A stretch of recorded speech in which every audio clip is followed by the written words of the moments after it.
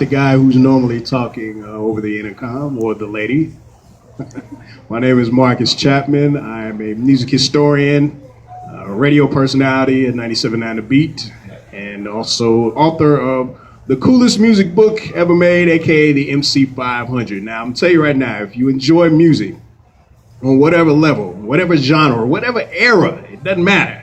This is a book that is very useful, and it's something that you can enjoy for many years to come. And I'm going to break down why and what it contains and why it's something that you can use and enjoy regardless of whether you're a hardcore music person, a casual music fan, if you're only into current music, if you're into music from the 70s, 60s, 80s, 90s, 2000s, whatever the case may be. This is a book that you can enjoy and pass along to someone else who is in the same boat or who you know enjoys music as well. Now, the first thing to understand is that this is not a book with a story from beginning to end. It's not a novel. It's not a biography or anything like that. It's what I call a music guide. Now, someone actually asked me the other day, well, what is a music guide? A music guide is a book that's written specifically to assist you in your music purchasing, or if you're a person who just goes online and maybe you just want to hear different songs, this is the type of book that can help you because it's not a story from beginning to end. Each song has its own individual write-up. So for the MC 500, it was originally an online project. It was something that I really was just doing for myself 2 years ago. I started on my birthday, which is June 5th, and I started posting clips of these songs. It's like an all-star team of songs that I decided to assemble. Matter of fact, the original title was just the MC 500, and it was celebrating 40 years of music, life, and culture through an all-star team of songs. The songs were put together in 2013 from all different genres and eras. There was no favoritism toward any particular type of artist or any particular era or genre or album. It was just totally on the songs, which for me was actually kind of interesting because I've always been more of a full album person.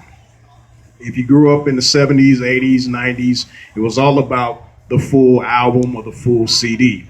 As we come more into the 2000s, it's gone back to how the music industry was in the 60s and the 50s and previously, where it was more about individual songs as opposed to being about complete albums. So for me to even try to just pick out songs was challenging, to say the least. The original idea was to come up with 100 songs, kind of like how VH1 would do the 100 greatest songs of rock and roll or the 100 greatest songs of the 90s, that type of thing. I wanted to put together a team of 100 songs, and I quickly found out that 100 was not going to be enough. So I expanded the idea to 500. I'm a big baseball fan. They just played the All-Star game. My favorite event in sports, period. It's not the Super Bowl. It's not the NBA Finals. It's the Major League Baseball All-Star game. And the thing that I love about the All-Star game is it's one time to put all of these different players from different teams together and see how they go against each other in this one game. So I've always loved the concept of the All-Star team. I own a copy of every All-Star game that's been played in Major League Baseball since about 1971. I either have it on DVD or VHS or something. So I wanted to do something similar to that with music. To put together an all-star team. However, it wasn't an idea of the greatest songs ever made or the best songs ever made. I don't think any one person put something like that together. I think that would take a committee of people, and I'd love to contribute to that, but I couldn't do that on my own. So this was more so something that if I could only have these songs, these are the only ones I could ever listen to, and these are the ones that I would want people to know about if they didn't. These are the songs that I chose.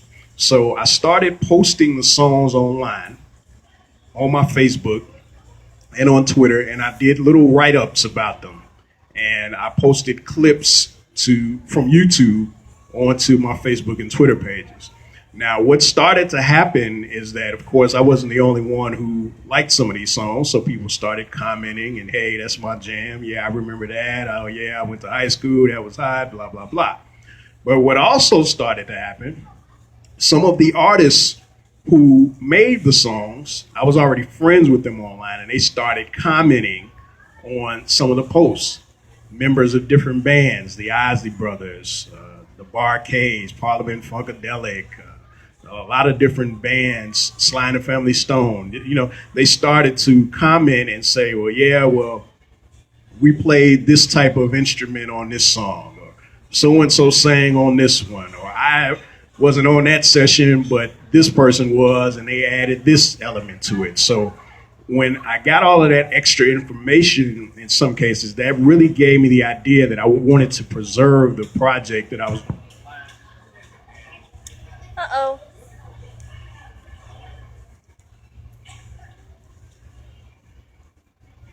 So, okay, so back to the MC500. One of the things I was saying was that the different members of different bands started giving me extra information about some of the songs. So that kind of gave me the idea to preserve the whole project in book form.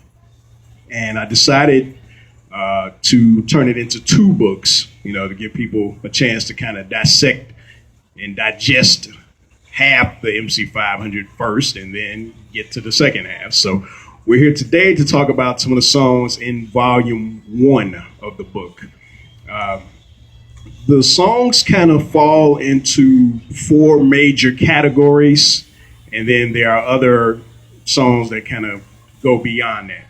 So most of the songs that are in the book are either well-known songs by artists that people know, but you probably haven't seen anything written about them.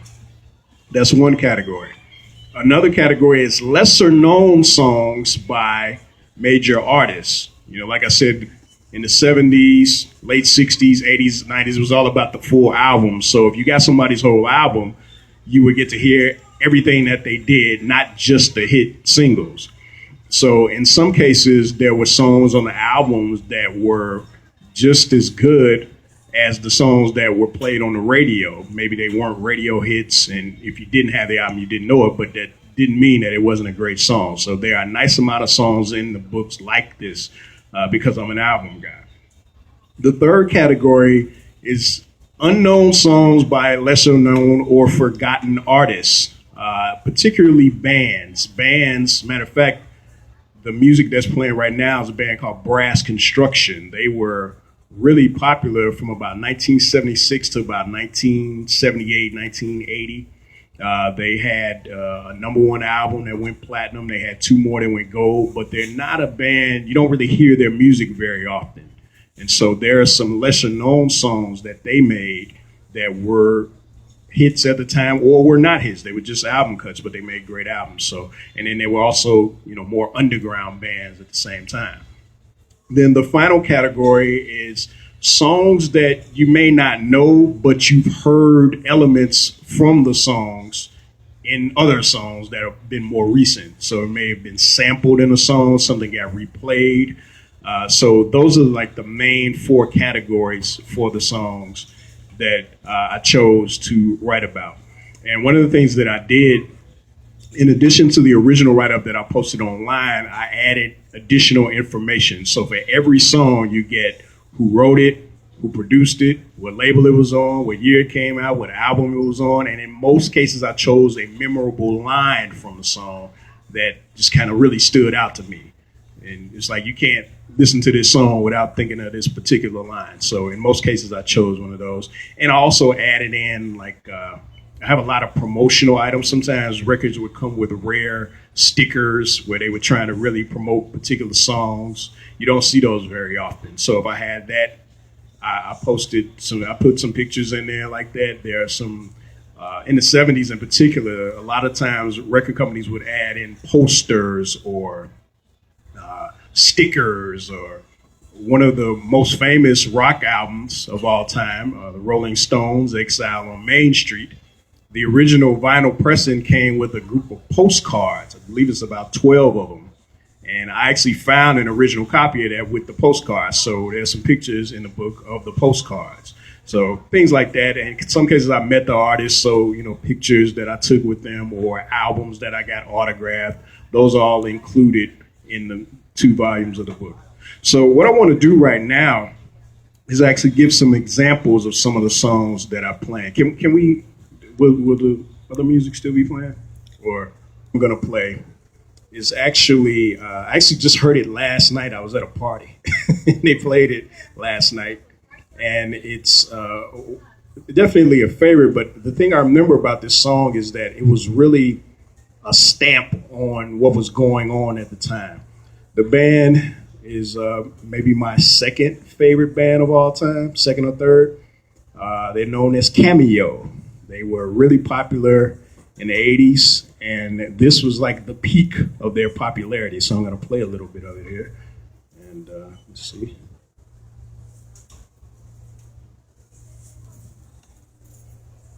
If it's ready to go.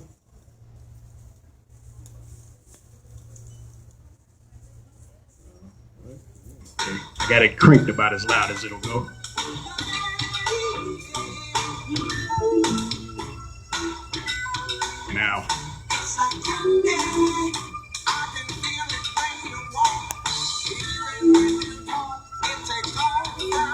Now, this was a #1 hit, a #1 R&B hit, and I believe it reached number 21 on the pop charts.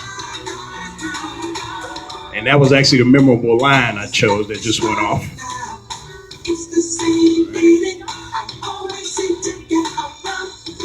All right, now I'm gonna pause it. Now, this is where the book comes into play, all right?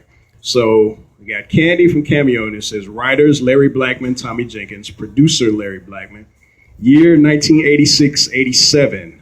Reason why it has 2 years, one of the things I believe in, there's a year that something gets released, but that's not necessarily the year that the song has its greatest impact. In the case of Candy, the album it was on came out in like November of 1986, but it was the second single, and it reached #1 in the spring of 1987. So it came out in 86, but it really impacted in 87. So I put both years. The album was called Word Up, label Atlanta artist Polygram. The memorable line was the one that just played. I want to know, can you feel it too, just like I do? Woo. All right. And I actually have an autographed copy of the album here. I've met these guys a few times and got several different albums signed, and this was one of them because it was their biggest seller. All right, so here's what I had to say about it. Cameo had always been one of my favorite groups since they were a big band with around 10 members.